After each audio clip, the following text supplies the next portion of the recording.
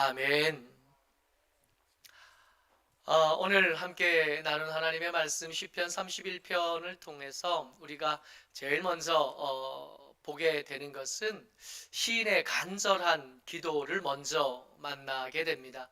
시인이 이 시를 시작하여 쓰면서 제일 먼저 자신의 간절한 기도 제목으로 하나님 앞에 간구하는데, 이 기도 제목 먼저 같이 보죠. 2절 말씀입니다.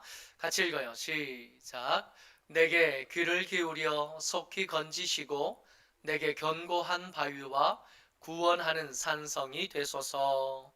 시인이 이렇게 기도하면서 시작하는 데는 시인이 당한 감당할 수 없는 어려움, 감당할 수 없는 환난, 감당할 수 없는 고통이 그에게 있기 때문입니다. 시인이 이렇게 간절하게 기도할 수밖에 없게 된 그 이유가 3절에서 드러나는데, 3절, 4절 중에 4절 말씀 우리 같이 읽어요. 시작. 그들이 나를 위하여 비밀이 친 그물에서 빼내소서. 주는 나의 산성이시니이다. 아멘.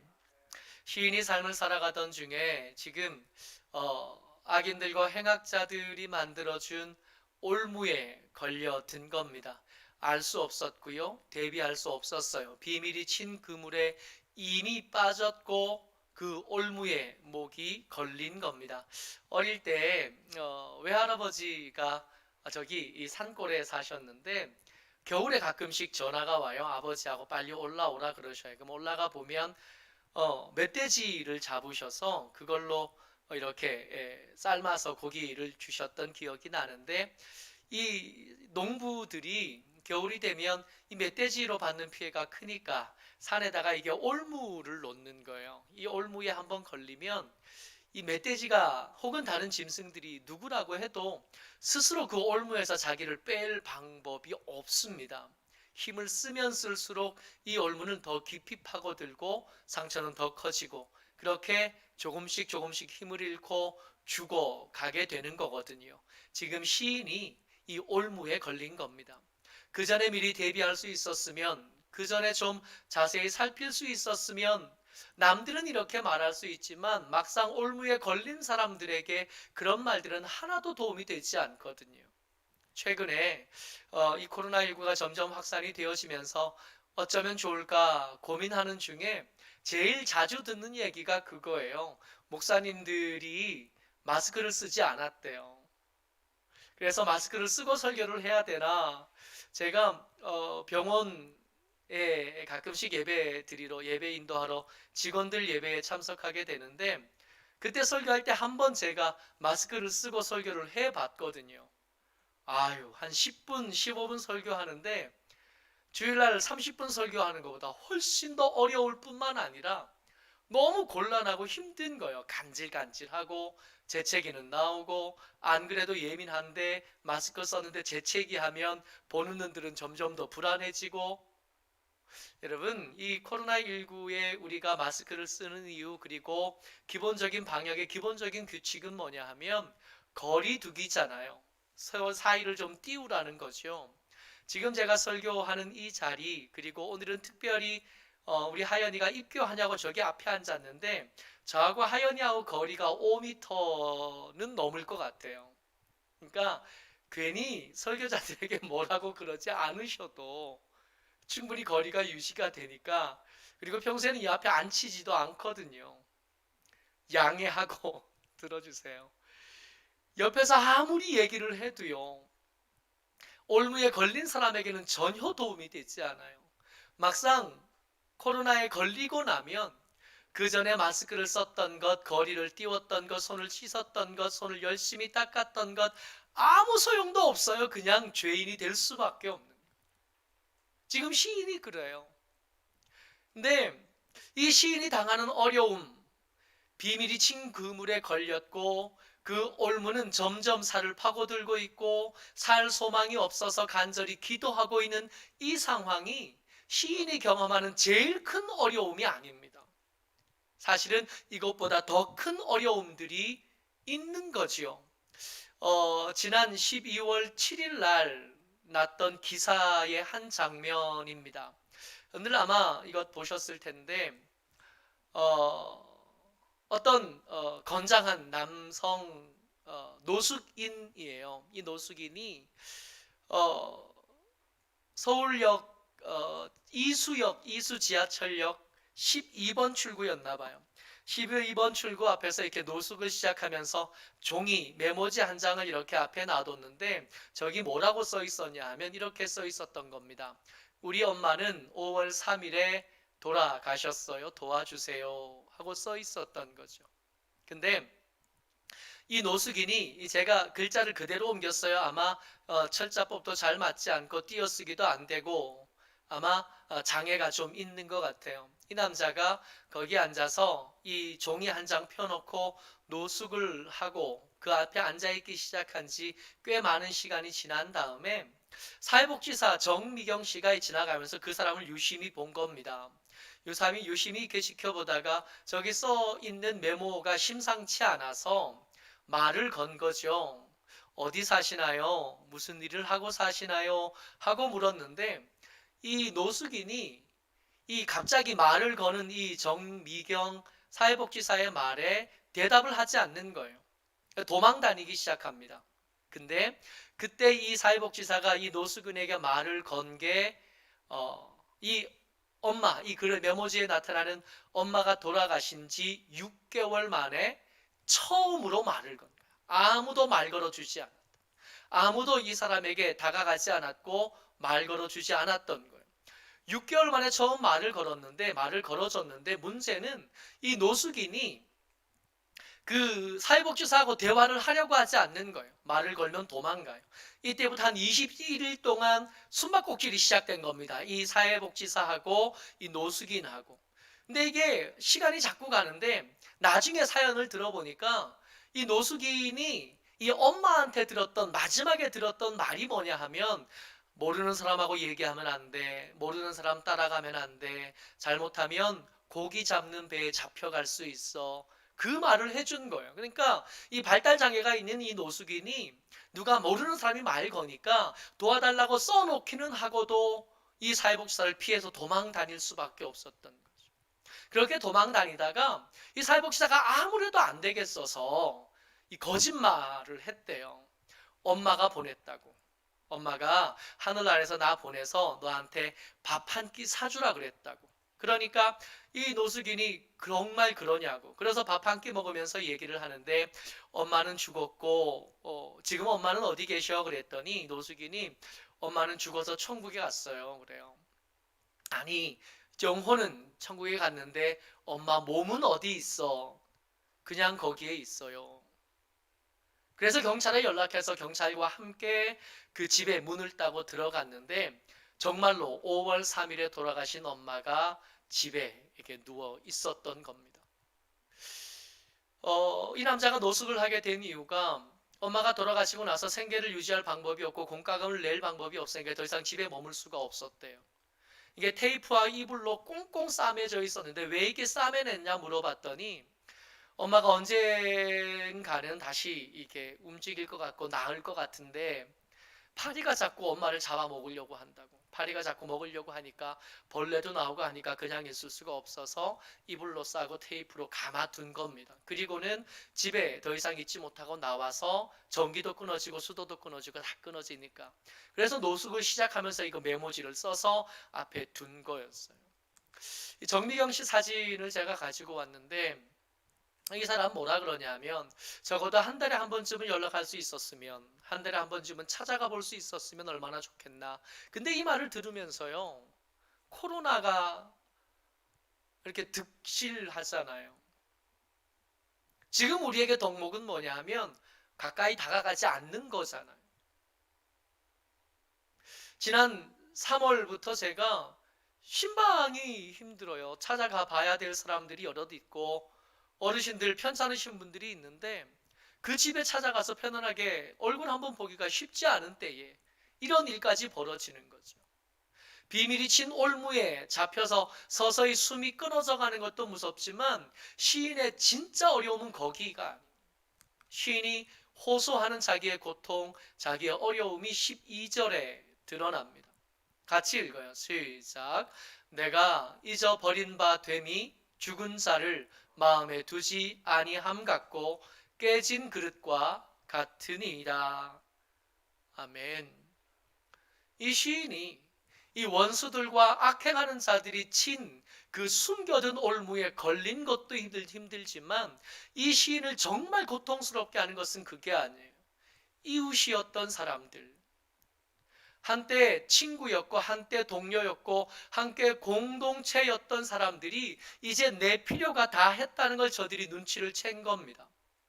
이제 내가 저들에게 더 이상 도움을 주지 못하고 저희들에게 이득이 되지 못한다는 걸 저들이 눈치를 챈 거예요. 그래서 저들이 나를 대하는데 죽은 사람처럼, 잊어 버린 바 된, 더 이상 나를 기억하지 않고 나를 찾아와 주지 않고 이제 기능이 전혀 남지 않은 깨진 그릇처럼 나를 대하는 거예요.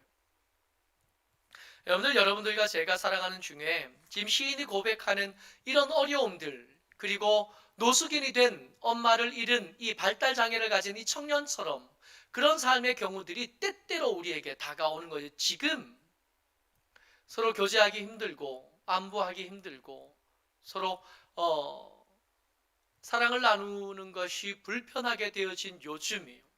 점점 더 외로워질 수밖에 없고 점점 더 힘들어질 수밖에 없는 요즘 말입니다.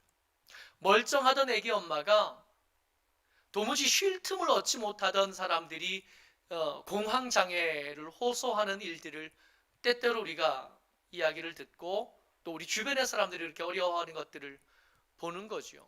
그럴 때 어찌하면 좋을까요? 이 시인이 이렇게 사람들이 나를 잊어버렸고 대적들의 올무를 피하지 못해서 점점 죽어가는 중에 이 시인이 자신의 형편과 사정을 보면서 저기서 주는 이 스트레스와 이 고통들을 그대로 받기를 거절합니다. 여러분 한번 생각해 보자고요. 스트레스가 우리에게 오죠. 병원에 가면 의사 선생님들이 참 한심한 말들을 우리에게 자주 하는데 뭐라 그러냐 하면 스트레스 때문이래요. 스트레스를 안 받아야 된대요. 그거 몰라요, 우리가? 우리가 스트레스 받으면 안 된다는 걸 몰라서 스트레스 받아요? 어떻게 하면 스트레스를 피할 수 있는데요? 어떻게 하면 이 신경성 아무 때나 갖다 붙이면 다 되는 이 말, 이 신경성이라는 말을 어찌하면 우리는 떼어낼 수 있습니까? 방법이 있나요? 어쩌면 우리는 건강을 유지하고 어쩌면 이 상황에서 벗어날 수 있을까요? 이 시인이 뭐라고 말하냐 하면 지금 나는 내가 지금 경험하는 이 어려움들, 내가 경험하는 이 외로움들에 대해서 이 시인이 뭐라고 말하냐 하면 14절에 아주 기가 막힌 고백을 해요. 모쪼록 이 어렵고 힘든 때에 여러분들과 제가 이 말씀을 기억할 수 있으면 좋겠습니다. 여러분들과 제가 시인이 고백하는 이 말씀을 마음에 새기고 기억 속에 새길 수 있었으면 좋겠습니다. 같이 읽어요. 14절 말씀입니다. 시작. 여호와여 그러하여도 나는 주께 의지하고 말하기를 주는 내 하나님이시라 하였나이다. 그러하여도, 그러나 그럼에도 불구하고 지금 내가 올무에 걸렸고 그 올무가 점점 내 살을 파고들고 있어도 이웃들이 나를 잊어버렸고 나의 가치를 이제는 인정해주지 않고 내가 아무도 없는 혼자 외롭게 그렇게 떠 있는 것 같아도 나는 저것들만 보지 않겠습니다. 나는 지금 내가 처한 상황, 형편 이것들만 보지 않고 내가 눈을 들겠습니다. 한결같은 모습으로 그 자리에 한결같은 모습으로 나를 향한 호의를 포기하지 않으시고 내 하나님이 되시겠다고 내게 손 내밀어 주시는 그 하나님을 바라보겠습니다 하고 지금 고백하고 결심하고 결단하고 뭐라고 해도 좋은데 세상이 내게 주는 그것들이 아니라 하나님을 바라보겠다고 말하고 있는 거예요. 여러분, 진리가 뭘까요? 뭐가 진리입니까? 하나님께서 내 하나님이시라는 게 진리. 내가 하나님의 백성이라고 하는 게 이게 진리예요. 엉뚱한 데 가서 더 고차원적이고 더 어려운 철학적인 어떤 말을 찾을 게 아니라 역대하 성경을 새벽마다 보면서 오늘 아침까지 역대하 성경을 봤는데 마지막까지 믿음 없이 마지막까지 하나님을 욕하고 하나님의 말씀을 전하는 사람들을 톱으로 켜서 죽이던 그 사람들을 향하여 하나님 뭐라고 말씀하시냐면 내 백성이 나를 버렸다고 말씀하십니다. 그럼에도 불구하고 그들을 당신의 백성이라고 말씀해 주시는, 우리가 눈을 들어서 맞습니다 하나님, 하나님이 내 하나님이십니다 라고 말하는 순간 상황이 바뀌기 시작하는 거예요. 모두가 나를 다 잊어버리고 목에 걸린 이 올무가 점점 나의 숨골을 막아도 이거 벗기지 않는, 이것들만 볼 게 아니라 내 어려운 형편, 어려운 사정, 내 건강에, 내 경제에 여러 가지 문제들만 바라볼 것 아니라 여전히 나를 향하여 내가 네 하나님이 되고 싶고 너만 좋다면 너는 내 백성이 될 거라고 말씀하시는 그 하나님의 사랑이에요. 그 하나님의 은혜요. 이게 진리가 아닌가요?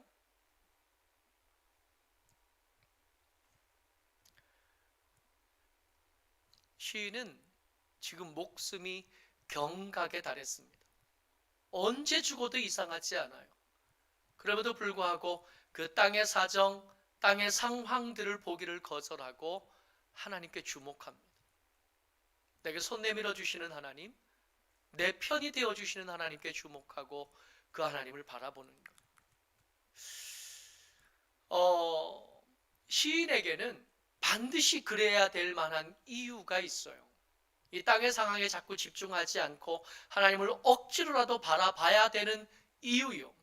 진짜 두려운 것은 비밀이 친 올무, 내 목숨을 조이고 있는 이 올가미가 아니거든요. 사람들이 나를 알아주던 알아주지 않던, 사람들이 나를 잊었던 혹은 계속 기억하고 있어도 이것들보다 더 위태롭고 진짜 위험한 것이 따로 있다는 것을 이 시인이 너무 잘 아는 거예요. 반면교사가 있어요.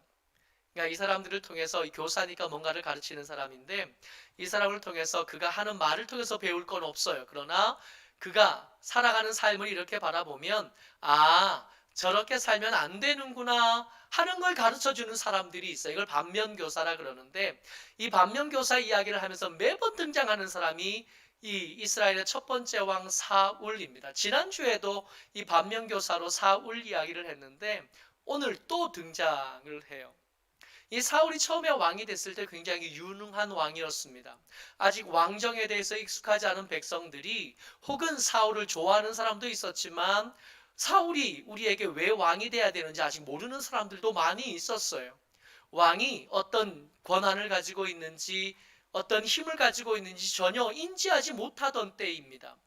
이 사울은 제비 뽑아서 하나님께서 그에게 기름 부어 왕이 되긴 했지만 왕이 되고 난 뒤에도 뭐 했냐면 집에 갔어요. 왕궁이 따로 있지 않았거든요. 집에 가서 여전히 자기 하던 일, 왕이 되기 전에 하던 일을 그대로 하고 있습니다. 그럴 때에 길르앗 야베스가 이 정복당하고 전쟁에 지는 사건이 벌어져요.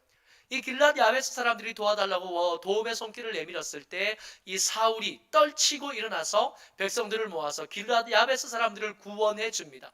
그때부터 왕정이 진짜 시작된 거예요. 제비 뽑아서 왕이 될 때 제대로 왕정이 시작된 거 아니라 길르앗 야베스 사람들을 구원하고 난 뒤에 진짜 왕의 일이 시작되는 거예요.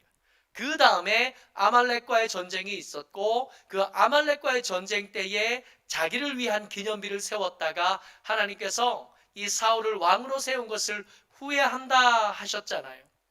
그리고 그 다음에 사무엘상 16편 16장 14절 말씀에 하나님께서 이 사울에 대해서 뭐라고 말씀하시냐면 이렇게 말씀하십니다. 같이요. 시작.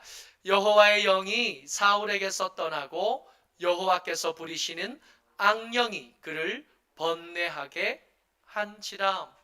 원래 사울은 처음에 왕으로 기름 부어질 때만 해도 성령의 충만함을 입어서 예언을 하기도 하고 선지자의 일을 감당하기도 하던 사람입니다. 근데 이 사람이 하나님을 의지하지 않고 자기 이름을 드러내려고 할 때 하나님께서 그 성령에 충만하던 이 사울에게서 성령을 거두어 가 버리셔요. 하나님께서 이 사울을 떠나버리십니다. 여러분 기억하실 것은 하나님을 믿던 사람, 하나님의 사람이 나는 이제 하나님의 사람이 아니야. 나는 이제 하나님의 백성이 아니야. 나 이제 하나님을 보는 것을 거절하고 땅만 바라보고 여기서 내 마음대로 살아가겠다 하면 그저 그냥 자유롭게 살 수 있을 줄 아는데 여러분 착각이에요. 여러분 우리의 마음이라는 이 장소가 마치 진공청소기 같아요. 그 안에 뭔가 채워져 있지 않으면 이것이 빠지면 그 남은 공간, 이 마음이라는 공간은 진공청소기의 진공처럼 다른 것들을 빨아들이기 마련이에요. 여러분 진공청소기 한참 쓰다가 나면 계속 못 쓰고 한 번씩 그 안에 들어있는 먼지를 비워야 되잖아요. 그 먼지 봉투 이렇게 꺼내면 안에 그동안 청소하면서 청소했던 큰 것들은 다 앞에서 걸렸고 먼지란 먼지는 거기 다 들어가 있는 거죠. 우리 마음이 그렇다고요. 거기에 하나님의 영이 채워져 있을 때는 그 속에서 평안을 누리지만 하나님의 영이 그 속에 떠나는 순간 거기에 다른 것들이 그 자리에 주인하겠다고 달려들게 되는 법이거든요. 여호와의 영이 사울에게서 떠나고 나니까 악한 영이 그 속에 채워버린 거예요. 이제는 맨정신을 유지할 수 없어요.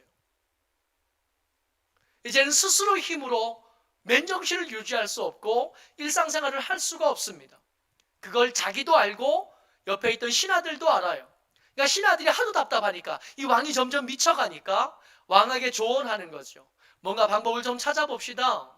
언제까지 미친 모습으로 이렇게 살 수는 없으니까 방법을 찾아봅시다 하고 찾아낸 게 뭐냐 하면 찬양하는 다윗이에요. 이 다윗이 수금을 뜯으면서 찬양할 때 그 악한 영들이 잠잠해지는 것을 옆에 사람들도 알았던 거예요. 스스로 맨정신을 유지할 수 없게 되는 거예요. 여러분 그러고 보니까 세상에 살아가는 사람들 다 미친 것처럼 살잖아요.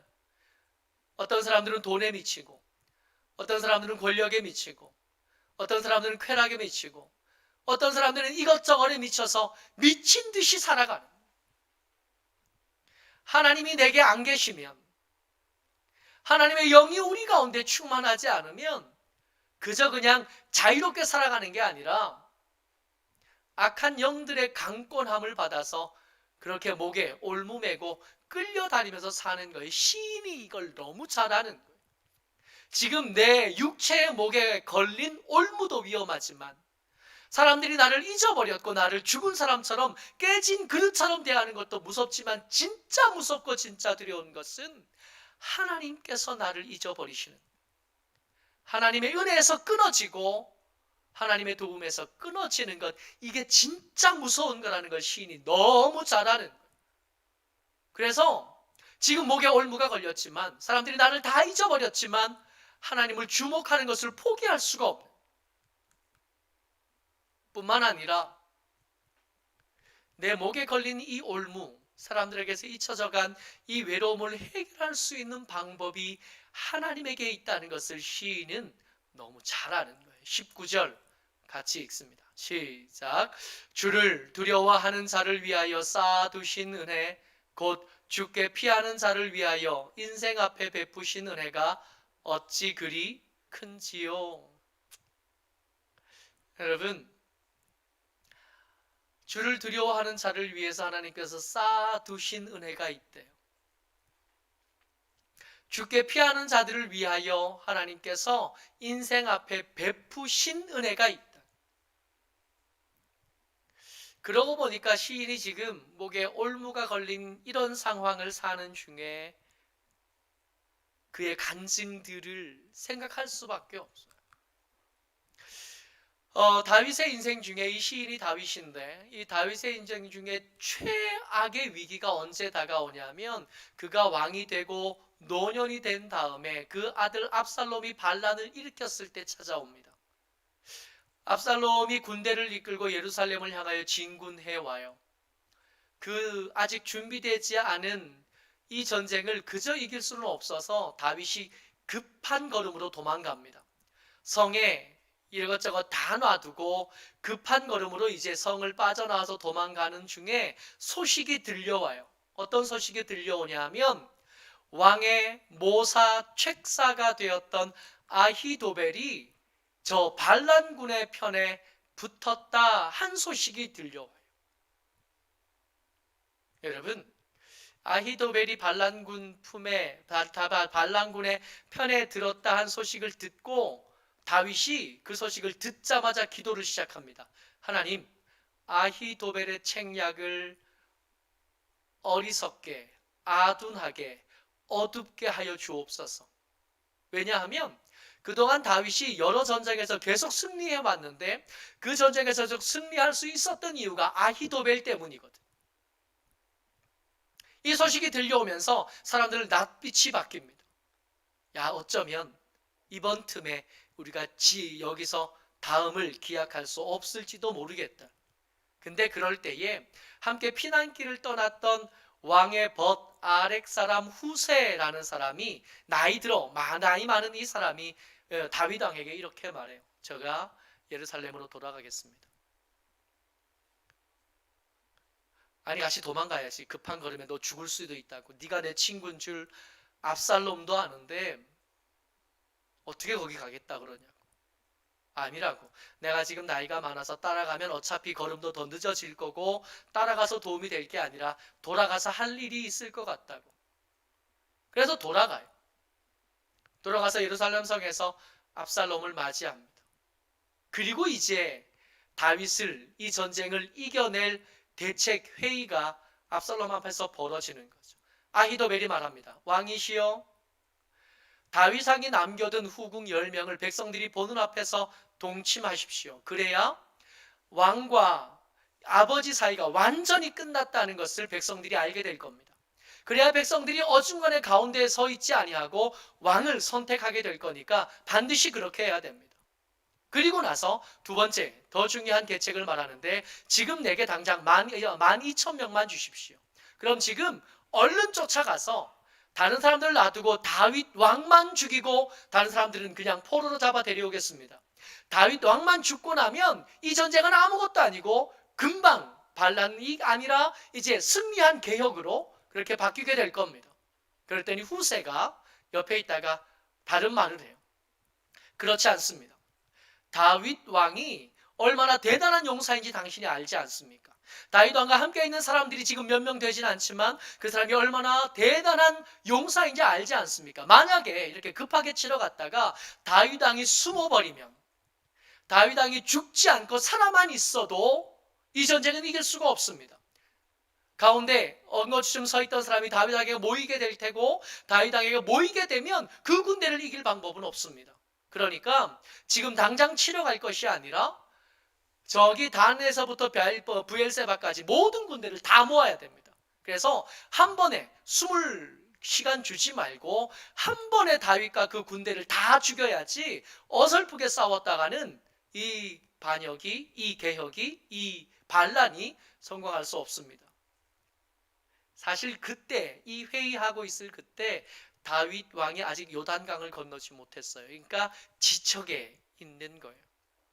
만약에 아히도벨의 계책이 선택되었다면 그때 다윗 왕은 죽을 수밖에 없는 겁니다. 압살롬이 두 사람의 이야기를 다 들어요.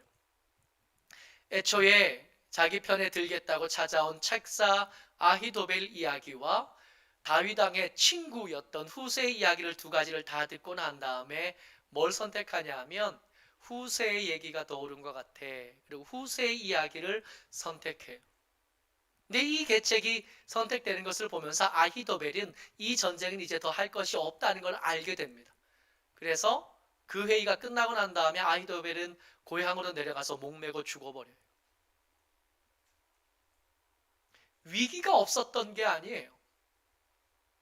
수많은 위기들이 닥쳐왔지만 그 위기 때마다 하나님께서 은혜를 베푸셨고 쌓아두신 은혜, 인생 앞에 베푸신 은혜들로 이 다윗 왕을 지켜왔다는 것을 다윗은 너무 잘 아는 거예요. 여러분, 위기가 이번만으로 끝날까요? 우리가 살면서 지금 처음 경험하는 이 코로나19 사태, 이거 끝나면 다른 위기가 우리에게 이제 안 오고 이제 평안한 시대가 찾아올까요? 성경은 끊임없이 뭐라고 말씀하시냐면 세상은 점점 더 좋아지지 않아. 말세가 다가올 거고 그 말세는 시간이 가면 갈수록 더 어려워질 거고 어두워질 거고 더 고통스러워질 거다라고 말씀하고 계시는. 우리가 기술이 더 발달하면, 의학이 더 발달하면, 그러면 이런 전염병에서 능히 이길 거라고요? 어떻게 믿어요? 우리가 예전보다 더 잘 먹잖아요.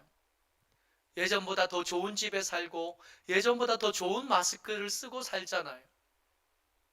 그럼에도 불구하고 이 전염병이 이 강하고 힘 있는 나라들이 속수무책으로 당하기만 하는 것을 우리 계속 보잖아요.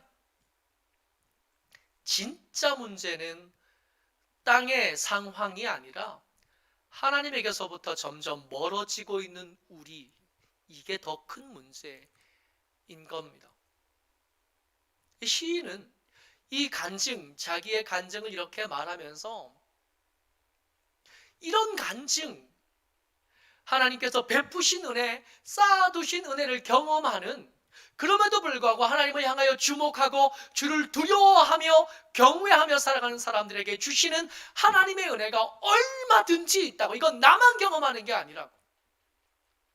내가 더 믿음 좋은 사람이라서 하나님께서 나를 더 많이 사랑하셔서 특별히 나를 사랑하셔서 나만 경험할 수 있는 그런 게 아니라 모든 사람들이 다 공유할 수 있고 경험할 수 있고 만질 수 있고 볼 수 있는 거라고. 이거 말해주고 싶은 거예요. 23절 말씀입니다. 같이 읽어요. 시작. 너희 모든 성도들아 여호와를 사랑하라. 여호와께서 진실한 자를 보호하시고 교만하게 행하는 자에게 엄중히 갚으시느니라. 아멘. 지금 이 시, 자기의 간증을 말하면서 시를 마무리하면서 뭐라고 말하냐면 너희 모든 성도들아. 좀 전에 그 쌓아두신 은혜, 베푸신 은혜를 말하면서는 뭐라고 말했냐면 모든 여호와를 두려워하는 자들아. 같은 말이지 않아요? 세상에 숨겨둔 올무보다 하나님을 더 두려워하는 사람들, 세상 사람들이 나를 잊어버리는 것보다 하나님이 나를 잊으시는 것, 하나님께서 멀어지는 것을 더 두려운 상황으로 받는 사람들, 하나님의 사람들, 하나님의 백성들, 하나님의 성도들, 그 사람들 너희도 경험할 수 있는 것이 이 쌓아두신 은혜, 이 베푸신 은혜가 아니냐고. 세상만 두려워할 것 아니라 하나님 두려워하며 경외하며 살아가라고. 그러면 세상이 다 너희를 잊은 것 같아도 왕이신 하나님께서 널 기억하시고 쌓아두셨던 은혜를 베푸실 거고, 그 베푸신 은혜로 너희를 그 위기에서 건져내실 거라. 오늘 우리 하연이의 입교 예식을 치릅니다. 아마 우리가 살았던 때보다 우리 후배들, 우리 다음 세대인 너희들이 살아야 될 그 시대에 더 많은 어려움들이 있을 거고, 더 많은 위기들이 있을 거고, 더 많은 고난과 환난들이 있을 거고, 그때 땅만 보고 살 것 아니라 눈을 들어서 하나님을 볼 수 있게 되기를 주의 이름으로 축복합니다. 하나님께서 쌓아두신 은혜가, 하나님께서 베푸시려고 준비해 두신 은혜가 있는, 그거 붙잡으면 사는 거가 아니면 미친 모습으로 그렇게 헤매고 다니다가 그렇게 이름 없이 쓰러질 수밖에 없는, 함께 예배하고 함께 공동체가 된 저와 여러분들 반드시 이거 기억할 수 있었으면 좋겠습니다. 하나님께서 하나님을 두려워하는 사람들을 위해서 쌓아두신 은혜가 있는, 하나님께서 하나님을 두려워하는 하나님의 성도들을 위하여 베푸신 은혜가 있는, 그거 붙잡으면 살고 그거 놓치면 세상의 올무들과 세상의 위기들을 헤쳐나갈 힘이 우리에게 없으니까 그렇게 의미 없이 쓰러질 수밖에 없습니다. 하나님 바라보고 눈 들어 주의 은혜에 의지하며 살아가는 저와 여러분 되시기를 주의 이름으로 축복합니다.